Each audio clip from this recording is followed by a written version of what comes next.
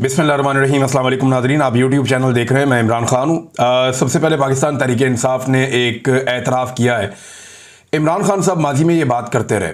उन्होंने बहुत सारे इंटरव्यूज़ में कहा कि जनरल कमर जावेद बाजवा को एक्सटेंशन देना मेरी एक बहुत बड़ी गलती थी, मुझे कभी भी ये नहीं करना चाहिए था। और ये जो एक्सटेंशन वाला मामला है, इसमें इमरान खान साहब ने अपने एक उसूल को तोड़ा था। यानी उससे पहले भी वो दावा करते रहे कि एक्सटेंशन नहीं होनी चाहिए, किसी की भी नहीं होनी चाहिए। फिर क्योंकि जब आप इक़्तिदार में होते हैं तो फिर आपकी कुछ मजबूरियां होती हैं, और इमरान खान साहब ने वहाँ कंप्रोमाइज़ किया जो गलत था। वो इमरान खान साहब को कभी नहीं करना चाहिए था। तो ये एक कमज़ोर सियासतदान की निशानी होती है जब वो इक़्तिदार के नशे में वो कमज़ोर हो जाता है और वो काम करता है जो उसको नहीं करना चाहिए था। लेकिन जनरल कमर जावेद बाजवा ने पूरा एक जाल बिछाया और बड़ी मीठी मीठी बातें करके उसने एक्सटेंशन ले ली।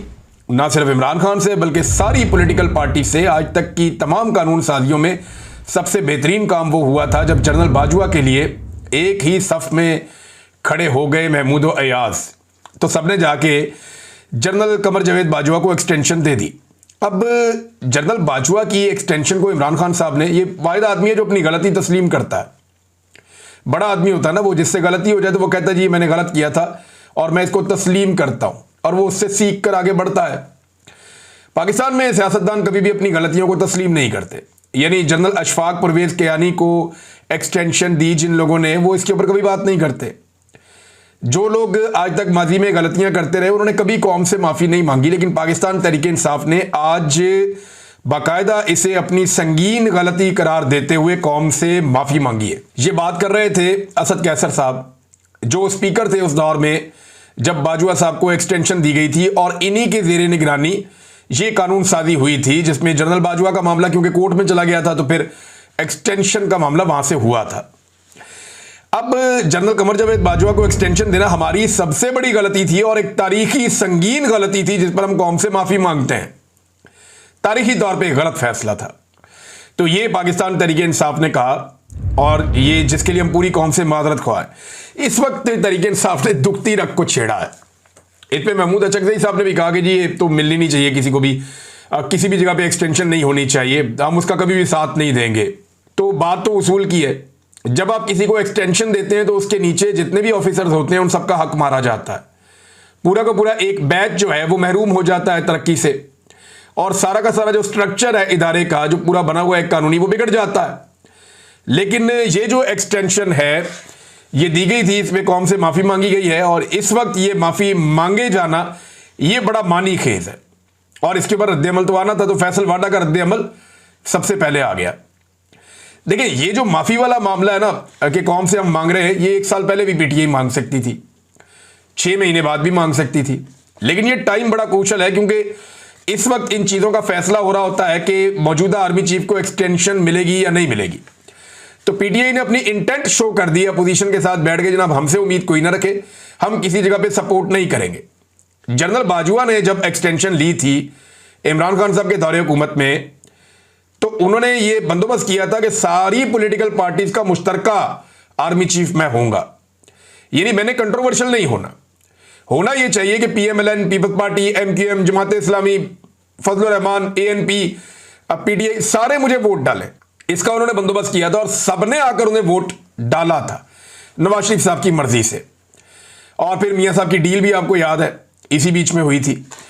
अब क्योंकि जनरल बाजवा साहब की एक्सटेंशन सबने मुतफिका तौर पे की थी, तो उन्होंने ये साबित करने की कोशिश की कि मैं कंट्रोवर्शियल बिल्कुल नहीं हूं। लेकिन जनरल आसिम मुनीर साहब का मामला अगर आगे आता है तो पीटीआई ने और अपोजिशन ने अपनी इंटेंट, या जो वो करने जा रहे हैं, या अपनी सोच उन्होंने पहले ही कौम के सामने रख दी है कि नहीं जी हम किसी एक्सटेंशन के हमायती नहीं है। इस वक्त ये क्रूशल है और ये दुखती हुई रग है। फैसल वाडा ने इसके ऊपर रद्द-ए-अमल दिया, और फैसल वाडा ने इसके ऊपर एक जो है वो ट्वीट भी किया, और वो ट्वीट मौजूद है सोशल मीडिया पे, आप देख सकते हैं। उन्होंने कहा कि एक्सटेंशन नहीं, तसलसल जारी रहेगा और रहेगा। तो उन्होंने कहा कि किसी में दम है तो तसलसल रोक कर दिखाए, पाकिस्तान की तरक्की का ये सफर इंशाअल्लाह जारी रहेगा। अच्छा, ये अब तसलसल किसे कहते हैं?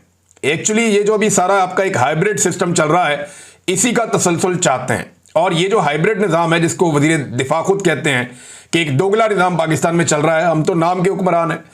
और राना सनाउल्लाह साहब कहते हैं कि इख्तियार तो जो है वो मोहसिन नकवी के पास है। शुक्र है उन्होंने ये नहीं कह दिया कि वो वज़ीर आज़म बनना चाहते हैं। आजकल ये भी खबरें आ रही है कि आने वाले वक्त में शायद उन्हें वज़ीर आज़म बना दिया जाए, और ये सारा काम भी इन रवायती पॉलिटिकल पार्टी से करवा दिया जाएगा। जैसे मुशर्रफ ने शौकत अजीज़ को लाकर वज़ीर आज़म बना दिया था, तो कोई मसला नहीं है। जब आर्मी चीफ ये चाहेगा, फील्ड मार्शल, और उसके बाद इख्तियार होगा और वो उनको उनकी मर्जी की चीज़ मिल जाएगी, ताकत उनके हाथ में आ जाए, तो वो कुछ भी कर सकते हैं। बहरहाल सेनेटर फैसल वादा ने कहा कि एक्सटेंशन नहीं, तसलसल जारी रहेगा रहेगा और रहेगा। तसलसल का मतलब क्या है? यानी वो इसको एक्सटेंशन नहीं कह रहे कि एक और एक्सटेंशन शायद ना हो, लेकिन तसलसल। तसलसल का मतलब है जो सवाल हमने पिछले वीलॉग में उठाया कि क्या नई तकरीरी दोबारा से एक्सटेंशन मिलेगी और आर्मी चीफ जो है वो आगे बढ़ेंगे, यानी एक्सटेंशन मिल गई और 5 साल आगे बढ़ेंगे। तसलसल का मतलब यह है कि 3 साल पिछले और 2 साल अगले, यानी जो हुकूमत ने कानून एक बनाया कि अब हम आर्मी चीफ को और सर्विसेज चीफ्स को 5 साल तक रखेंगे, वो इंप्लीमेंट माजी से हो जाएगा। शायद फैसल वाडा साहब वो बात कर रहे हैं। यहां खुलकर कोई बात भी नहीं करता, डरते रहते हैं सारे, क्योंकि एस्टेब्लिशमेंट का मामला है और वो बड़ा हसास होता है। लेकिन तरक्की का सफर जिसकी फैसल वाडा साहब बात कर रहे हैं, तो आर्मी चीफ का जो वाहिद प्रोजेक्ट, जो पाकिस्तान का सबसे बड़ा प्रोजेक्ट है, जिसके ऊपर अरबों रुपए खर्च हुए, उनके इश्तिहारात पे, उसके प्रोग्राम्स के ऊपर, गैर मुल्की दौरों के ऊपर, लोगों को बुलाने और उनको इंटरटेन करने के ऊपर, जेनेटरी बीच नाम का एक आदमी आया, सऊदी अरब के वफद आए, बाकी ममालिक के वफूद आए। तो ये एक पूरा प्रोसीजर है जिसको कहा जाता है कि बड़ी कोशिश की गई कि SIFC कामयाब हो जाए। तो SIFC जो है वो एक सफेद हाथी में कन्वर्ट हो गया। अरबों रुपया इसके ऊपर लगा दिया, इसकी मशहूरी पे लगा दिया, इसकी प्रमोशन पे लगा दिया, इसको कामयाब बनाने के ऊपर अरबों रुपया झोंक दिया गया कौम का। लेकिन SIFC से आपको हासिल क्या हुआ? कुछ भी हासिल ना हो सका। दावा यह किया गया था जब आर्मी चीफ ने इसकी बुनियाद रखी, और इसके जितने भी सेगमेंट्स हैं अलग अलग, उन तमाम के ऊपर मिलिट्री अफसरान को बाकायदा, कुछ सर्विंग और कुछ रिटायर, उनको जिम्मेदारियां दी गई थी कि SIFC को पूरी तरह से फौज का इदारा, चाहे वो रिटायर लोग हैं चाहे वो सर्विंग लोग हैं, वो इसको हेड करेंगे और कंट्रोल करेंगे। अब इसमें खुद आर्मी चीफ शामिल हैं, जो मेन लोग हैं उनके अंदर, और ये उनका ब्रेन चाइल्ड है। तो उन्हें लगा कि फौज जब सारी मिलकर बैठेगी और मिलकर हम करेंगे, तो इस हुकूमत के साथ मिलकर हम बहुत बड़ी कामयाबी हासिल करेंगे। जो इब्तदाई एक तखमीना और अंदाजा था, वो ये कहा गया था कि फौरी तौर पे 100 अरब डॉलर की इन्वेस्टमेंट पाकिस्तान में आ जाएगी। 100 अरब डॉलर्स दावा किया गया फौरी तौर पे पाकिस्तान में आ जाएंगे। अब आया कितना पैसा? टका नहीं आया। यानी SIFC के जरिए से कोई बड़ी इन्वेस्टमेंट पाकिस्तान में नहीं आई जिसको आप कहें कि जनाब अरबों डॉलर पाकिस्तान में आ रहे हैं। ऐसा नहीं हुआ, बल्कि कौम का बहुत सारा पैसा इस इदारे के ऊपर लग गया। अच्छा, जो माजी से पाकिस्तान में प्रोजेक्ट चल रहे थे, जैसे कि मादनियात के हैं, गैर मुल्की कंपनियां काम कर रही हैं, ज़राअत के हैं, दीगर चीज़ों के एहतियात के हैं, वो SIFC के साथ जोड़ के उनकी मादी की कारकर्दगी को इसकी खाते में डालने की कोशिश की गई। तो एक ऐसी अजीब पाकिस्तान में इस वक्त मनहूसत चल रही है, क्योंकि जाली हुकूमत है, जाली निज़ाम है, जबर है, फसाइयत है, जुल्म है, निज़ाम इंसाफ तबाह हो गया है, लिहाजा वो एक नहूसत है, उसकी वजह से तमाम इदारे डिक्लाइन हो रहे हैं। तो वहां पे भी SIFC को कोई काबिल जिक्र कामयाबी नहीं हुई। जेनेटरी बीच के बारे में कहा गया जनाब कि ये बहुत बड़ी इन्वेस्टमेंट लाएंगे, वो नहीं आई। फिर नौजवानों का एक ग्रोह पकड़ लिया गया कि जनाब ये क्रिप्टो का जुआ खेलेंगे पाकिस्तान में, और उसके लिए बहुत फैसिलिटेट भी किया गया। अब पता नहीं उसमें कौम का फायदा होता है, नुकसान होता है, ये तो किसी को आइडिया नहीं है, लेकिन फैसले बंद कमरों में हो रहे हैं। और इसमें जो सियासतदानों की या अवामी मुंतखब नुमाइंदों की, अव्वल तो ये मुंतखब नुमाइंदे है ही नहीं सारे, ये तो लटरम पटरम इन्होंने पकड़े हुए हैं, फॉर्म 47 वाले, जाली फॉर्म 47 वाले। वो जो भी पकड़ा गया है इकबाल संघेड़ा सियालकोट से, उसके बाद कोई सिफारिश जाती थी ना किसी MP MNA की, वो कहता था कौन सा MP है, कौन सा MNA, और मैंने अपने आप से दस्तखत किए इसके फॉर्म 47, जाली है ये। तो इस तरीके का जो है वो निज़ाम है। ब्यूरोक्रेसी के सामने भी बेचारे मजलूम है, ये एस्टेब्लिशमेंट के सामने भी मजलूम है। बहरहाल SIFC जो फैसल वाडा साहब कह रहे हैं कि बड़ी तरक्की का सफर नहीं रुकेगा, तो तरक्की का सफर तो बेड़ा गर्क हो गया। और अगर ये तरक्की का सफर हो रहा है, तो मेरा एक सादा सा सवाल है। बहुत सारे लोग कहते हैं कि मईशत बेहतर हो गई है, बहुत सारे लोग कहते हैं कि शहबाज शरीफ ने और फील्ड मार्शल आसिम मुनीर ने मिलकर मईशत को संभाला दे दिया। भाई अगर मईशत बेहतर हो गई तो किसके लिए बेहतर हुई है? अशराफिया के लिए, शुगर माफिया के लिए, गंदम माफिया के लिए, पाकिस्तान के बड़े बड़े माफियाज के लिए, बिजली माफिया के लिए, पेट्रोलियम माफिया के लिए, या ये बड़े बड़े सियासी खानदानों के लिए और मिलिट्री एस्टेब्लिशमेंट के लिए? क्या इनके लिए मईशत बेहतर हुई है? तो फिर तो आप कह देंगे मईशत बेहतर हो गई है। यानी चंद हजार अशराफिया के जो लोग हैं उनके लिए अगर मईशत बेहतर हुई है तो फिर तो ठीक है, मईशत बेहतर हुई है। लेकिन अगर मईशत बेहतर हुई है तो 45% पाकिस्तानी, जो एक मुस्तनद रिपोर्ट्स हैं उनके मुताबिक लगभग आधे पाकिस्तानी गुर्बत की लकीर से नीचे कैसे चले गए। यानी आप ये दावा करते हैं ना कि मईशत बेहतर हो गई है, तो अगर बेहतर हो गई है तो फिर लोगों को गुर्बत की लकीर से ऊपर आना चाहिए। लेकिन यहां उल्टा काम हो रहा है, बजाय लोग गुर्बत की लकीर से ऊपर आए, लोग लगातार गुर्बत की लकीर से नीचे चले जा रहे हैं और जाते ही चले जा रहे हैं। और अशराफिया पाकिस्तान से बाहर अपना बंदोबस्त कर रही है। एक तो ख्वाजा आसिफ ने बताया ना कि पुर्तगाल, ये सभी जानते हैं, और इसी की उम्मत में बैठा हुआ एक वजीर है जिसने पुर्तगाल के अंदर बाकायदा प्लॉटिंग करके बेची है, और वहां पे साथ में वो जो रेजिडेंट्स है वो ऑफर करते थे कि आप प्लॉट ले लें, वहां पे रेजिडेंट्स आपको साथ मिल जाएगी। बेशुमार लोग पुर्तगाल के अंदर प्रॉपर्टियां ली उन्होंने अपने खानदानों के नाम पे, फ्रंट मैनों के नाम पे। ज्यादातर लोग जो है वो अपनी बेगमात को वहां पे बनाते हैं वहां का नेशनल, और उनकी बुनियाद के ऊपर उन पे डिपेंडेंसी का वीजा लेकर वहां चले जाते हैं और वहां पे फिर वो रहते हैं, उनको रेजिडेंशियल स्टेटस मिल जाता है। तो ब्यूरोक्रेट्स की एक बहुत बड़ी तादाद ने, पुर्तगाल हो गया, सेनेगाल हो गया, अमेरिका हो गया, इवन यूएई के बहुत सारे इलाके हैं वहां पे इन्वेस्टमेंट की हुई है। यूएई में ये मिडिल ईस्ट के इलाके हैं जिनमें यूएई भी शामिल है। सऊदी अरब के अंदर मुझे पाकिस्तानी मिले, उन्होंने कहा जी इतनी बड़ी तादाद में पाकिस्तानी यहाँ पैसा लेकर आ रहे हैं कि आप सोच नहीं सकते। ये क्या मतलब? उन्होंने कोई पाकिस्तानी हमसे रब्ता करता है, हम यहाँ गाड़ियाँ डाल देते हैं, कोई कहता है जी हम होटल बना लेते हैं, कोई कहता है जी हम इस कारोबार में आ जाते हैं, कोई कहता है जी हम कोई रेस्टोरेंट बना लेते हैं। तो पाकिस्तानी बहुत ज़्यादा पैसा लेकर सऊदी अरब में आकर कारोबार करना चाह रहे हैं। यही हाल जो है वो यूएई में है और बाकी मुल्कों में भी है। तो पाकिस्तान से तो पैसा बाहर जा रहा है, पाकिस्तान में तो आ नहीं रहा, और पाकिस्तानी लगातार गुर्बत की लकीर से नीचे जा रहे हैं। अब जनाब ये जो ब्यूरोक्रेसी है या एस्टेब्लिशमेंट के जितने भी चहीते हैं, ये अपने पैसे अपने फ्रंट मैनों के जरिए और फैमिलीज के जरिए बैरून मुल्क मुंतकिल कर रहे हैं। ज्यादातर अपनी बेगमात की नेशनलिटी हासिल करने के प्रोसेस में है ताकि वक्त आते ही वो पाकिस्तान से निकल जाएं। इनका पाकिस्तान में कोई स्टेक नहीं है नादरीन, इन्होंने अल्टीमेटली पाकिस्तान से भाग जाना, और हर चीज के अंदर करप्शन निकलती है। एक मजहबी फरीजा है हज, उसमें तो करप्शन नहीं हो सकती ना। लेकिन आप ये देखें कि खबर छपती है कि हज इंतजामात 2024, ये 2024 की बात कर रहा हूं, 2025 की बात नहीं कर रहा। 2025 का स्कैंडल उससे भी बड़ा है, नालायकी और नकम्मापन उससे भी बड़ा है। 70,000 हाजियों को पीछे छोड़ के चले गए, वो जा ही नहीं पाए, उन्होंने पैसे दे दिए थे सरकार को। 70,000 हाजियों ने पैसा जमा करवा दिया था, वो हज पे ही नहीं जा पाए, उनका हज ही नहीं हुआ। अंदाजा करें आप कितना बड़ा जुल्म इन्होंने किया। 2024 वाले स्कैंडल में बता रहे हैं जनाब के बहुत सारी बेज़ाब्तियां हुई हैं खजाने को। अच्छा, जब एस्टेब्लिशमेंट की पसंदीदा हुकूमत हो ना तो बेज़ाब्तगी कहते हैं, बेकायदगी कहते हैं। लेकिन अगर एस्टेब्लिशमेंट को हुकूमत से कोई सरोकार ना हो या एस्टेब्लिशमेंट हुकूमत की बैक पे ना खड़ी हो तो करप्शन कहते हैं उस पैसे को। यानी अगर इमरान खान के दौर में हो तो कहते हैं ये करप्शन हो गई, और अगर नून लीग के दौर में हो तो आप कहेंगे कि बेकायदगी और बेज़ाब्तगी हो गई है। ये फर्क है, जरा इसको याद रखिएगा आप। अच्छा जी, वो कह रहे हैं जी खजाने को 40 अरब रुपए का चूना लग गया, नुकसान हो गया है, और ये जनाब हज के इंतजामात में हुआ है। अब अंदाजा करें आपके हाजियों को भी लूटते हैं ये, सरकार को भी लूटते हैं ये, और मजहबी मामला जो है उसके अंदर भी कोई माफी ये लोग नहीं देते। नाज़रीन, फैसल वाडा साहब ने एक इंकशाफ किया और मियां जावेद लतीफ़ साहब बेचारे बैठ के सुन रहे थे, मुझे बड़ा तरस आ रहा था उन पे। नवाज शरीफ के जो बहुत वफादार लोग हैं उनमें एक मियां जावेद लतीफ़ हैं, उनकी इस बात की मैं तारीफ करता हूं कि उन्होंने वफादारी की इंतहा की है। यानी उन्हें ऐसा नहीं, अगर वो भी चापलूसी करते और एक ख़ास रास्ते पे चलते तो वो एमएनए भी होते और उन्हें जो है वो मिनिस्टर भी बना दिया जाता, नवाज शरीफ साहब उनकी सिफारिश भी कर देते। लेकिन जावेद लतीफ़ साहब ने नवाज शरीफ साहब की ज़्यादा गेम उठाने के चक्कर में अपनी सियासत भी ख़राब की, और अब उनके सामने बैठकर फैसल वाडा साहब जो बातें कर रहे थे, मुझे तरस आ रहा था जावेद लतीफ़ पे कि वो जवाब भी नहीं दे पा रहे, बल्कि कह रहे मेरा छोटा भाई है, कोई बात नहीं।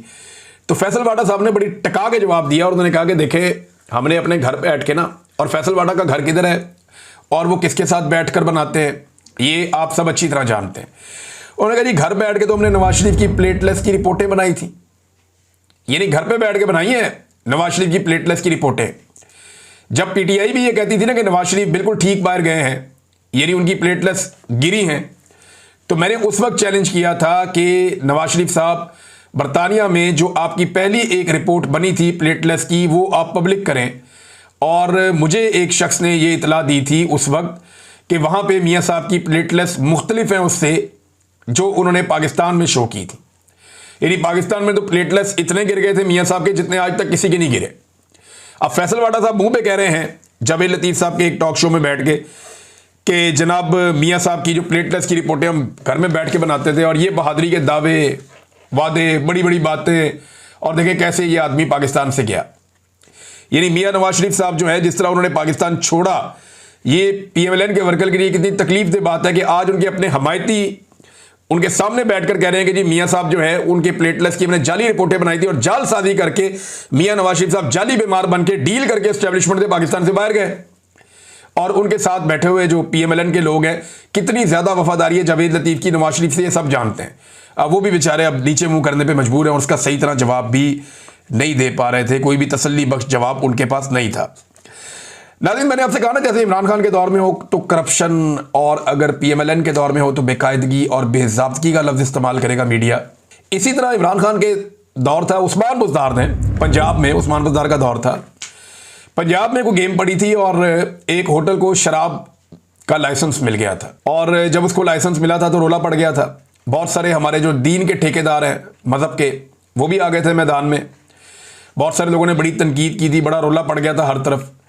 अभी शहबाज शरीफ और मोहसिन नकवी का क्योंकि दौर है, तो इस्लामाबाद में 4 होटलों को ठेके मिले जनाब के, लाइसेंस मिल गए शराब वराब पिलाने के, बेचने के। तो उसके ऊपर कोई रोला नहीं डाल रहा, ना मज़हब के ठेकेदार जागे ना कोई और जाग रहा है। तो मैं आपको बता रहा हूं कि जब एस्टेब्लिशमेंट किसी के साथ खड़ी हो ना, तो उसके गुनाह भी माफ़ करती है वो, और वो करवाती है। ये मौलवी मिलिट्री अलायंस जो है ये बहुत पुराना है। मौलवी तभी जागता है और तभी चिल्लाता है जब मिलिट्री उसको कहती है कि आप ये करें, अदरवाइज मौलवी नॉर्मली चुप रहता है। आपके सामने एक ऐसे आदमी की मिसाल है जो माजी में बड़ा एंटी एस्टेब्लिशमेंट बना फिरता था, बड़ा उछल उछल के पुड़क पुड़क के बातें करता था। अब आप उस आदमी को देखें तो वो ऐसा लगता है कि एक एस्टेब्लिशमेंट के टाउट और चमचे से ज्यादा कुछ नहीं है। उसका का सारा इनकलाब बह गया, फारग हो गया, उसके पल्ले ही कुछ नहीं बचा बेचारे के। तो नाजरीन, एक और जो प्रॉब्लम है हुकूमत के लिए सबसे बड़ी, वो सोशल मीडिया है, क्योंकि वहीं पे ऐसे लोग एक्सपोज हो जाते हैं। मकामी और रवायती मीडिया को तो आप काबू कर लेते हैं, लेकिन सोशल मीडिया आपके काबू नहीं आता। अब इसमें एक सरफराज बुगटी साहब हैं, एक सूबे के वजीर आला हैं, वो कहते हैं सोशल मीडिया के चैप्टर को क्लोज करना होगा, यानी सोशल मीडिया को बंद ही कर देना होगा। तो सरफराज बुगटी साहब, आप एक सूबे के वजीर आला हैं, आप अपनी फैमिली को और बच्चों को तो वहां रख नहीं सकते, उनको महफूज मकामात पे आपने मुंतकिल किया है, आप सोशल मीडिया बंद कर देंगे। देखें, मार्शल का ये कोई अगला मरहला होगा जब आप सोशल मीडिया पूरी तरह से बंद कर देंगे। वैसे तो बलूचिस्तान में बार बार इंटरनेट मोबाइल बंद हो जाना ये आम सी बात है, ये वहां होता रहता है, लेकिन पूरे मुल्क में अगर आप ये सोशल मीडिया को बंद कर देंगे तो एक घुटन पैदा होगी, और एक दिन जब ये घुटन खत्म होगी ना, तो फिर आप में से कोई भी दिखाई नहीं देगा, आपको और आपके मालिकों को बदतरीन शिकस्त हो जाएगी।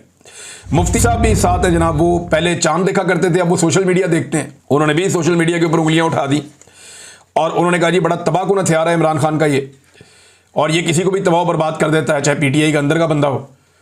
तो मुफ्ती साहब को भी मैदान में उतारा गया है। अब अगर मामला चांद देखने वालों तक आ गया है तो फिर आप सुलह कर लें या माफ़ी मांग लें कौम के साथ, और कौम के सामने सरेंडर कर लें, ये ज़्यादा बेहतर होगा, क्योंकि कौम तो अपना फैसला कर चुकी है। उधर सुराबकोट में पीपल्स पार्टी का एक जलसा हो रहा था, इन्होंने बंदे शंदे इकट्ठे कर लिए जब बहुत सारे, और जलसे का पूरा बंदोबस्त हो गया, स्क्रीन लगा दी गई, स्टेज लग गया, सज गया, लोग आ गए, तो वहाँ मौजूद तमाम नौजवानों ने इमरान खान के और PTI के नारे लगाना शुरू कर दिए। उसके बाद वो जो बेचारे पीपल्स पार्टी के मुकामी रहनुमा ने जलसा करवाया था, वो अपने साथ गाड़ों शाटों को लेकर तो लोगों को डंडे मार रहा था कि ये तुम लोग क्या कर रहे हो, हम तुम्हें किसी और काम के लिए लाए, तुम यहाँ नारे लगा रहे हो। तो अगर अवाम अपनी आई पे आ जाए तो फिर इस तरह के मनाजिर आपको देखने के लिए पूरे पाकिस्तान में मिलेंगे। हत्ता कि जहाँ पे नून लीग का पिछले दिनों जलसा हो रहा था तो लोग कह रहे थे कि हम तमाशा देखने आए हैं इनका।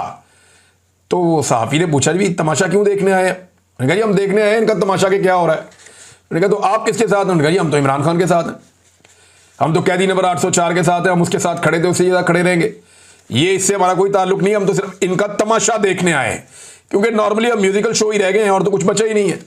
नाज़रीन, महमूद चकदई साहब ने बताया कि नवाज शरीफ साहब से जब वो जेल में मिलने गए थे, जब नवाज शरीफ साहब जेल में थे, मरियम भी जेल में थी, तो वो कहते जी पूरे पूरे जुलूस जाते थे, वहां पे ऐसे जलसे वाला माहौल होता था, 30-30 लोग आते थे, मियाँ साहब को मिलते थे, खुल खुलाकर मिलते थे, ये हवलदार स्पीकर भी वहां पे शामिल होता था, लेकिन तब तो कोई नहीं रोकता था इमरान खान के दौर में। लेकिन आज जो भी किया जा रहा है, एक सहाफ़ी को भी इमरान खान से मिलने नहीं दिया जाता, किसी भी पॉलिटिकल लीडर को इमरान खान से मुलाकात की इजाज़त नहीं दी जाती, क्योंकि ये बात पाकिस्तान की एस्टेब्लिशमेंट को समझ आ गई है कि जो आदमी भी इमरान खान से जेल में जाकर मिलता है वो बाहर आकर एटम बम बन जाता है और वो फिर वो करता है कि जिसकी उससे तवक्को नॉर्मल हालात में नहीं की जा सकती। तो इमरान खान में एक ऐसी एनर्जी है, जो लोग उनको जाके जेल में मिलते हैं वो बाहर आकर बड़े सख्त बयानात भी देते हैं और वो उनका डर खौफ भी कम हो जाता है और उन्हें भी ऐसा लगता है कि अगर जेल में डाल दिया जाए तो इससे कोई फर्क नहीं पड़ता। लिहाजा ये जो है वो इमरान खान साहब से इसीलिए मुलाकातें रोकी गई हैं। लेकिन नवाज शरीफ साहब की मौजें लगी हुई थी जेल में। आज इसकी गवाही जो है वो महमूद खान अचकज़ई जब नवाज शरीफ के साथ थे उन्होंने भी इस बात की गवाही दी है। 3 साल पहले तक जब चीनी 80 रुपए किलो थी, जो मातम कर रहे थे, आज जो हुक्मरान है वो ये मातम कर रहे थे कि 80 रुपए किलो चीनी हो गई, तबाह हो गए, बर्बाद हो गए, लुट गए, अवाम मर गई, ये शुगर माफिया है। और वो सारे इनके साथ मिल गए, बाद में सारा शुगर माफिया इन्होंने ले लिया। और अब रावलपिंडी में तस्वीरें लगी हुई हैं मरियम नवाज की और साथ लिखा हुआ है चीनी 173 रुपए किलो एहसान चढ़ा के। यानी 173 रुपए किलो चीनी मरियम नवाज की फोटो के साथ बिक रही है, ये सस्ती है। और 80 रुपए किलो चीनी आज से 3 साल पहले बिक रही थी, वो महंगी थी। अभी ये तो सस्ती करने के लिए आए थे, इन्होंने तो और महंगी कर दी है, बेड़ा गर्क कर दिया पकड़ के आम आदमी का।